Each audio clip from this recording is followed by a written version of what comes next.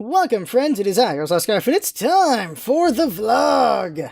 In the background, it's going to be a Nemesis arena, I believe, and it is a bit on the frustrating side how this game goes. Okay, so, what are we going to vlog today? I don't know. Okay, so the big state test is tomorrow morning. I'm recording this Friday night instead of Saturday morning like I usually do, and the big test is, well, it's a big test. It's one of a few big tests I must take in my lifetime for this career. This is the first step, the first big step. 70% to pass, no one's ever aced it. I intend to ace it. Will I? Probably not, but I'm gonna try. Because that's who I am. I always try to do the best, I try to be the best. Because I wanna be the very best, like no one ever was. Ba-bum-bum. Okay, so I will try my best, because I want to, and if I could be the magical ace, the one who gets perfect, well then, that just signs it. So this is, let me talk about the career really quick, and I'll talk about Smite. The plan is to take this big state test. There are a lot of state tests to get certified for a lot of these government jobs. I'm taking the T2. The T3 is the next one, then there's a T4, then a T5, makes you the best of the best there is. There's also the D test, which I'm also going to take. Going to try to become a T2, a T5, and a D5, which ain't easy to do. There's a very rare number of people who have done it.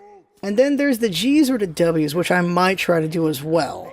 And if I do those, become a 5 of all 3, well then I will be almost a one of a kind. I don't know if I'm going to go that far. I might have to, because I might need to do the G's also for Pure Water.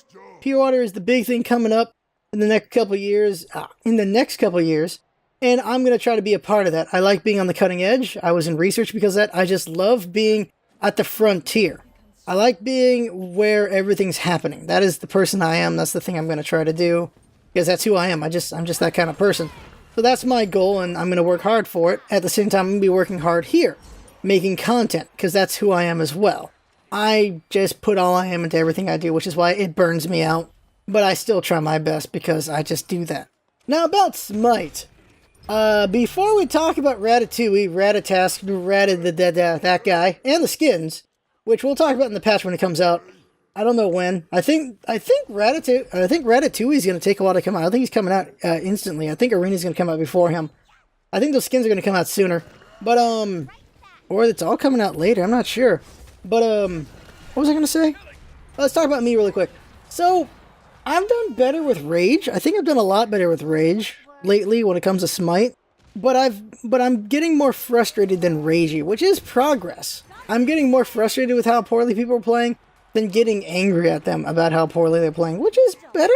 I think it's better. There's gonna be a couple more frustrating games coming up. Spoiler alert, remember the last time I played Fenrir when I went like 25 or 26-1 and lost? Oh, something like that's gonna happen again. More than once. This is a recurring theme in Conquest for me. Is I do as best I can. I try to carry as hard as I can, but I can't carry hard enough. So the lessons there is how to play well with the guy I'm playing, but also what not to do as a team. You're going to see a lot of examples of that.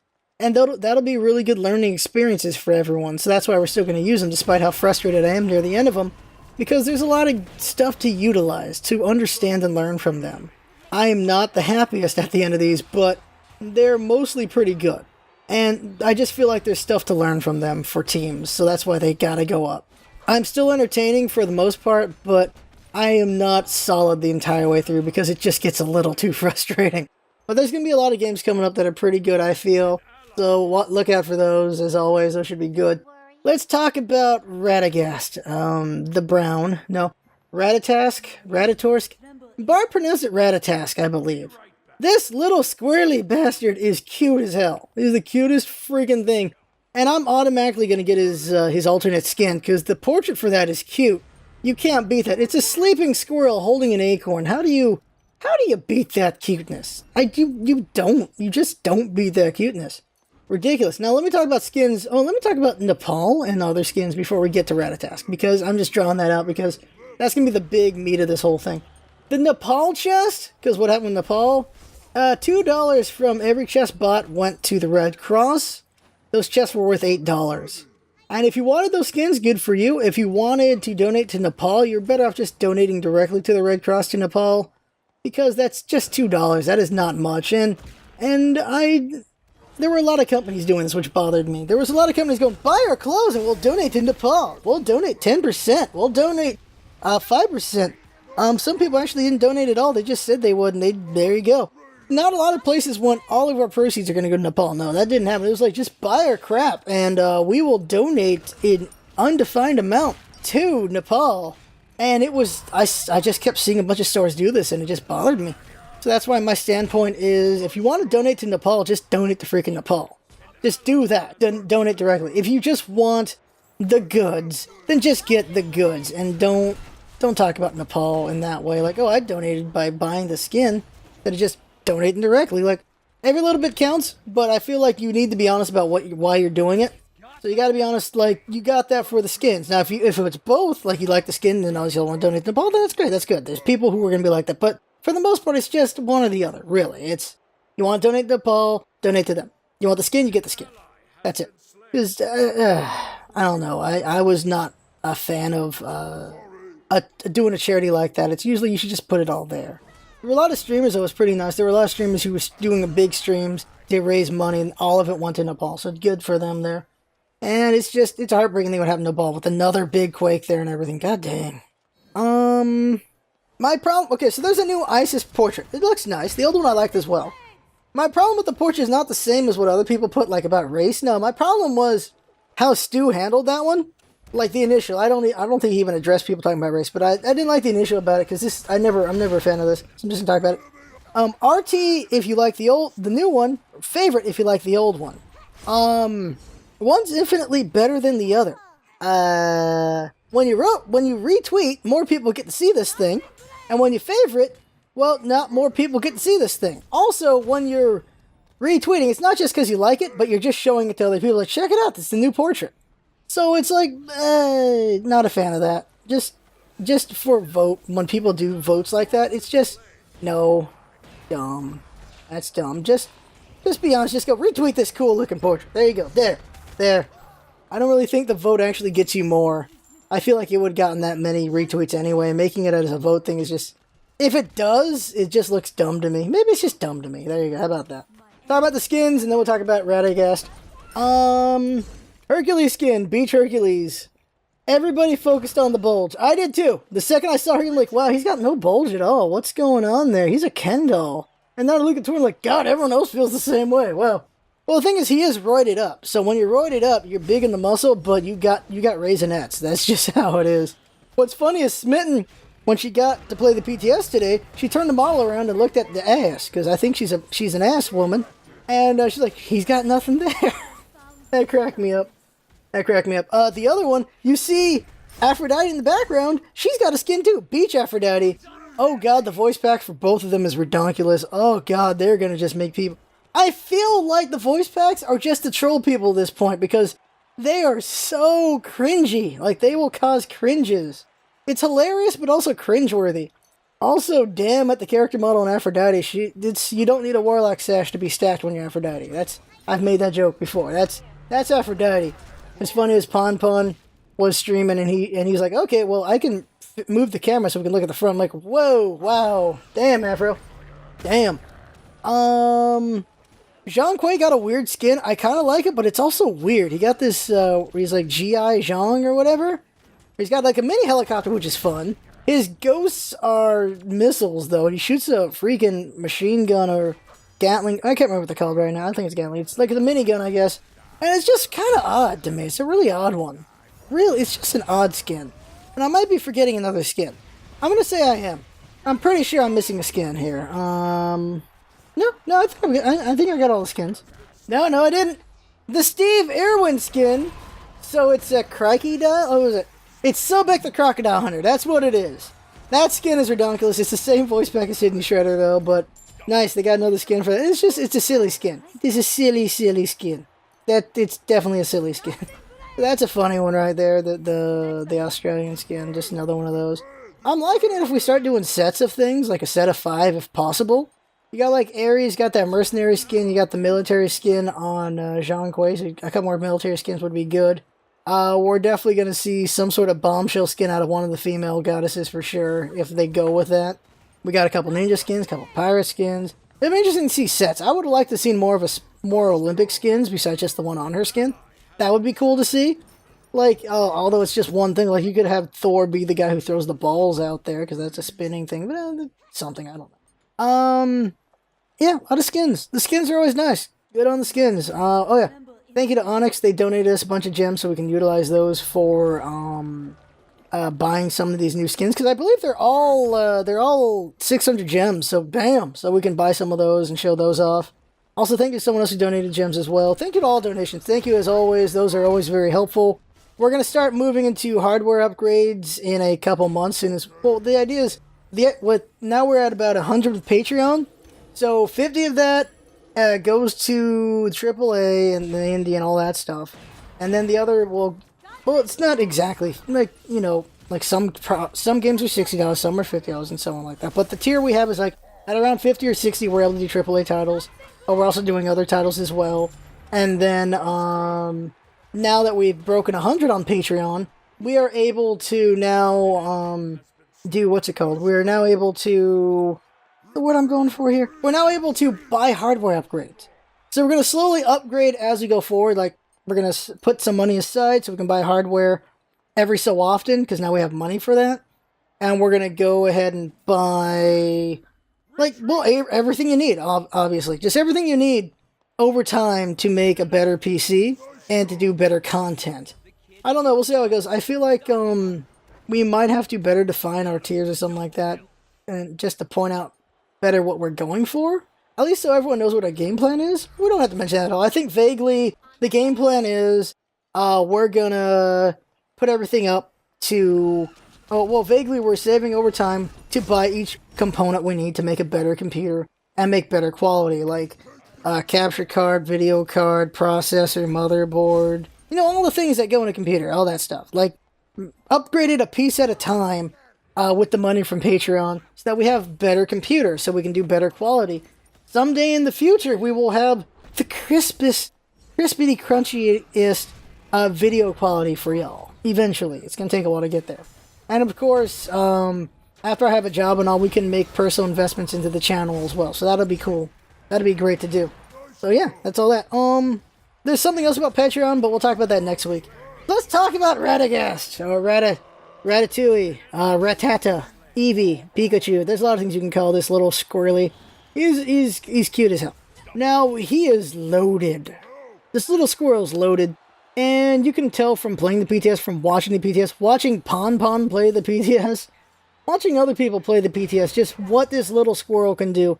And he can wreck chaos. I don't have the numbers anymore. I could, do I want to get the numbers? No, Flare Boot. If you want to see the numbers, look for Flare Boot. He's probably talking about that on Twitter, or was already, and a couple other people. But the numbers are, you can do ultimate level damage with his 3, which is him throwing his acorns out in a cone. His 1 can be pretty ridiculous, especially if you can get the 6 dashes. His acorns with his 2 are a bit much, not too ridiculous, but a bit much. And his ultimate has a lot of utility to it that can be ridiculous. It's going to be really hard to kill that squirrel, like, because of his 6 dashes, if you pull it off right. But also his ultimate, he escapes very fast in that ultimate, which is going to be very annoying for everyone. He's a squishy god, so of course, there's how that is. The thing about him is he's very fast, very powerful. And he's not very tanky, and he lacks major CC. He can get a stun if you want, or you can get slow if you want, but that's it. He doesn't have a lot of CC, so that's his weakness, but he kills you before the CC even matters, kind of. He's just going to be really effective, because his numbers are just too far up. And there's no way he's going to get out of PTS with his numbers as they are, because his 3 does ultimate level damage. And you can do it often enough to be ridiculous. And then his 1 can do things. Because, okay. He's got a dash. Every time you hit an enemy god, and it has to be a different god, every time you hit an enemy god, you can dash again. But it has to be a different god. So when you hit all 5 gods, you can dash 1 more time after that. Because every time you dash, your cooldown reduces. Your cooldown goes to 0 every time you hit a new god with it. But for that one track, you can't hit the same god more than once. Well, you can hit a god more than once, but you have to have a new god get hit in that whole thing together. Let's say you're in a team fight. You hit, like, gods 1 and 2 together. Then you can hit gods 2 and 1 and maybe 3 together. You just want to keep hitting a different god in that whole group so that you have all 5 of them, then you can dash 1 more time. He does like 170 plus contribution, so it's a good chunk of damage if you consider something else with it. We'll talk about in a second. It's not bad. Then there's his 12 acorns, which can add more damage onto things, which can be a bit ridiculous. Good for clearing for sure. But his third ability is the one that gets ridiculous, especially with acorns. It can do 270 plus, I think 40 or 60% at the final level.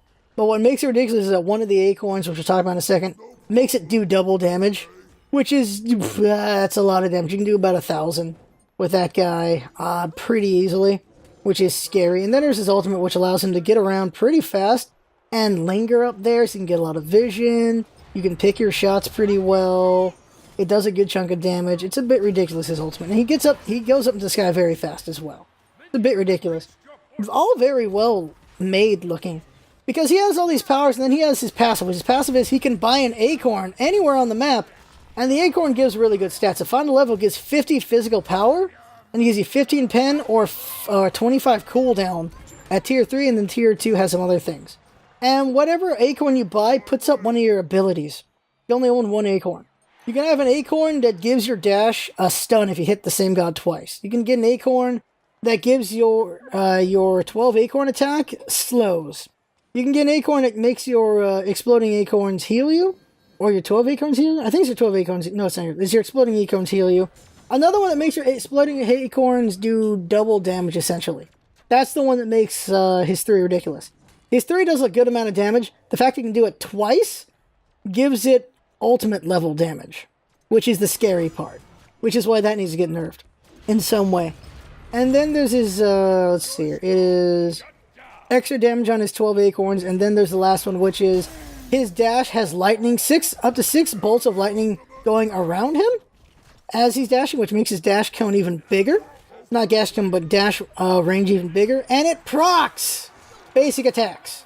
So it procs Aki Evil, it procs Oboe, it procs crits, it procs the slow hammer, it apparently procs Fatalist, which will be curious how that works out.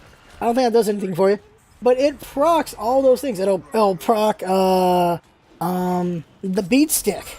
You can do so much. Like, the squirrel is capable of so many freaking things, and it's like they looked at the talents from HOTS and said, let's have a god like that, because talents can do so many things in HOTS. And so, Ratatask is able to do so many things because of the acorn.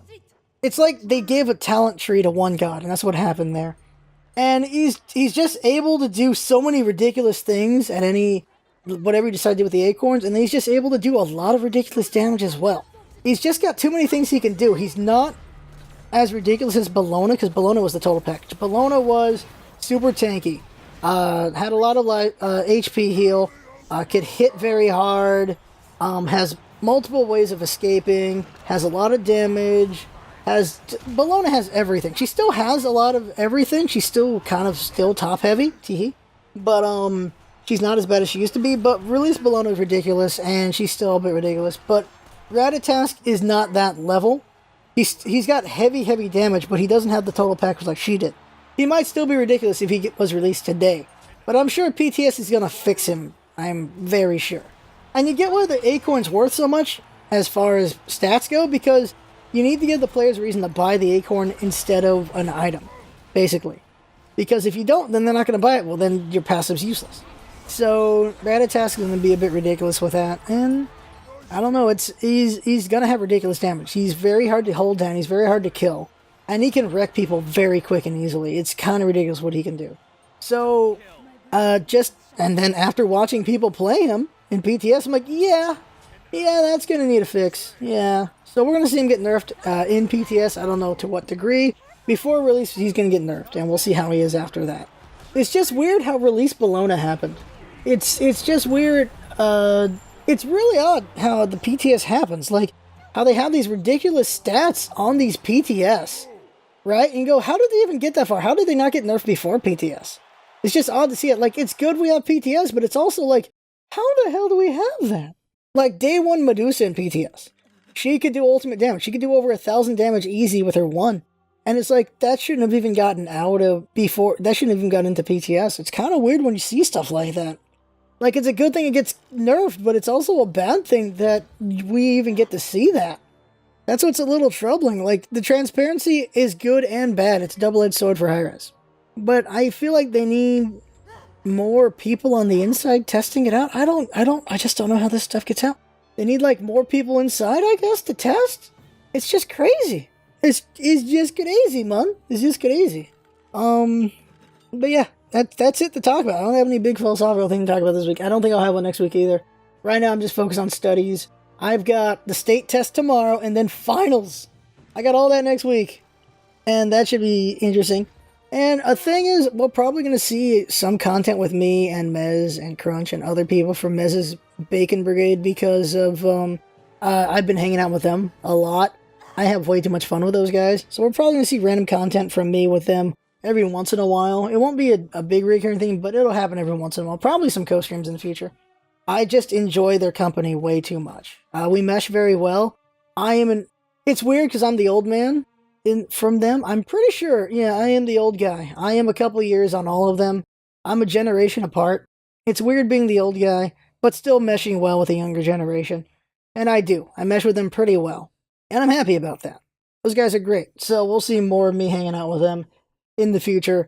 And summer's almost here. Once summer hits, I'm going to be able to do collabs with a lot of people. Most likely co-streams on Smite. If I do any collab with other content, we'll see. But most likely it'll be Smite collaboration at least. Going forward, at least for the summer. So that should be fun. And yeah, we'll see how that all goes. But for now, that is the vlog. I believe the arena game is about over. And you get to see why I'm so frustrated. We played as individuals too much in this game. Myself included. When I went in, I expected them to be with me, but they're out doing their own things. Like, okay, that's not going to work. And we were too deep at the wrong times. We were too timid at the wrong times. As a team, we just failed. And it was frustrating. And this has been a microcosm of what it's been for a lot of matches for me, is where there's just things where it's like, the right move does not get made, and the wrong move keeps getting made. And it's getting frustrating a little bit. But what am I going to do? I just got to get better and carry better, and hopefully my viewers improve as well. Well, there you go. That's the vlog. I had fun watching. As always, of course, thank you, everyone. Every single one of you, thank you for watching our content, for commenting, for likes, dislikes, everything. Thank you for the donations. Thank you for kind words. Thank you for critiques. Thank you for everything. It's important. It's always important to me, whatever interaction happens between me and y'all. And I don't always comment on everything, because sometimes there's maybe not really anything worth commenting. Sometimes I just put ha or stuff like that. And sometimes it's like, maybe I shouldn't even do that. I don't know. Comments like that. Like the little... Jinx doesn't like when I do one-word comments, but I feel like sometimes I just want to do one-word comments. But I don't comment with much breadth, do I? I could make longer comments sometimes, but I don't.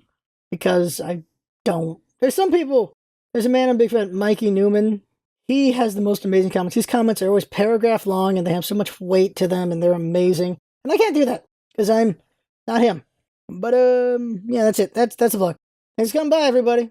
See you later. Have fun.